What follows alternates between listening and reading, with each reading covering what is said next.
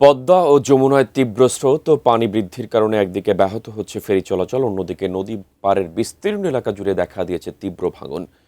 এ বিষয়ে বিস্তারিত জানাতে পাটুরিয়া ফেরিঘাট সংলগ্ন নদী ভাঙন এলাকা থেকে সরাসরি যুক্ত হচ্ছেন মানিকগঞ্জ প্রতিনিধি মোহাম্মদ সুজন খন্দকার। সুজন, পানি বৃদ্ধি এবং তীব্র স্রোতের ফলে যে নদী ভাঙন দেখা দিয়েছে তার বিস্তারিত জানাবেন এবং এর বিপরীতে কোনো ব্যবস্থা নেওয়া হচ্ছে কিনা সংশ্লিষ্ট কর্তৃপক্ষের।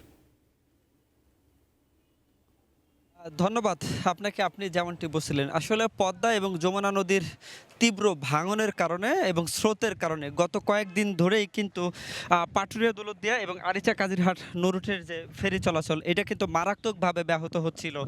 আমি আপনাকে একটু জানিয়ে রাখতে চাই যে পাটুরিয়া পয়েন্টে কিন্তু 5টি ফেরিঘাটের মধ্যে সচল রয়েছে মাত্র 2টি ফেরিঘাট।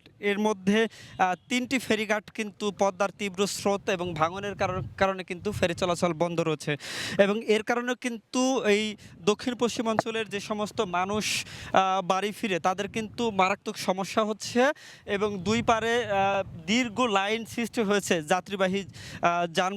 যাত্রীবাহী পরিবহন এবং পণ্যবাহী যে ট্রাকগুলো রয়েছে এই সমস্ত যানবাহনের। এবং আগে নদী পার হতে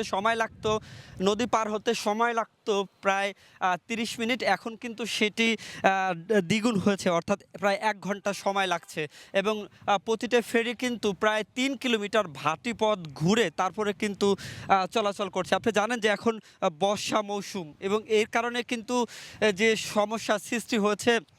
এবং এর পাশাপাশি আপনাকে একটু বলি যে এই ফেরি চলাচল ব্যাহত হওয়ার পাশাপাশি মানিকগঞ্জের বিস্তীর্ণ এলাকা, অর্থাৎ মানিকগঞ্জের দৌলতপুর, ঘিওর এবং শিবালয় উপজেলার প্রায় 25 কিলোমিটার এলাকা জুড়ে কিন্তু তীব্র নদী ভাঙন দেখা দিয়েছে। ইতিমধ্যে স্কুল এবং মাদ্রাসা সহ প্রায় 40টি বসতবাড়ি কিন্তু নদীগর্ভে বিলীন হয়েছে এবং নদী পাড়ের প্রায় 200 ঘরবাড়ি বসত ভিটা কিন্তু নদী ভাঙন কবলের ঝুঁকিতে রয়েছে এবং এখানের বেশিরভাগই মানুষ যারা ঝুঁকিতে রয়েছে তারা কিন্তু বিশেষ করে ট্রলার এবং ঘোড়ার গাড়িতে কিন্তু নিরাপদ স্থানে চলে যাচ্ছেন। আমি এই বিষয়টি নিয়ে মানিকগঞ্জ জেলা প্রশাসক এবং সংশ্লিষ্ট যে কর্তৃপক্ষ রয়েছে আমি তাদের সাথে কথা বলেছি।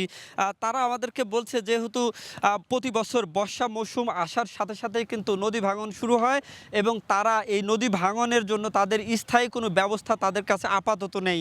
আপাতত তারা জিও ব্যাগ ফেলে কিন্তু নদী শাসনের চেষ্টা করছেন এবং যখন তাদের কাছে বড় কোনো প্রকল্প আসবেন তখন কিন্তু তারা স্থায়ীভাবে নদী শাসনের চেষ্টা করবেন। তবে এই নদী পাড়ের যে সমস্ত মানুষ রয়েছে যারা ইতিমধ্যে নদী ভাঙনের কবলে পড়েছেন তারা সরকারের কাছে, অর্থাৎ বর্তমান যে সরকার রয়েছে তার কাছে তাদের একটাই দাবি, তারা কোনো ত্রাণ বা সহযোগিতা চায় না, তারা চায় হচ্ছে নদী শাসনের ব্যবস্থা। যে এখনকার মতো এই ছিল আমার কাছে সর্বশেষ।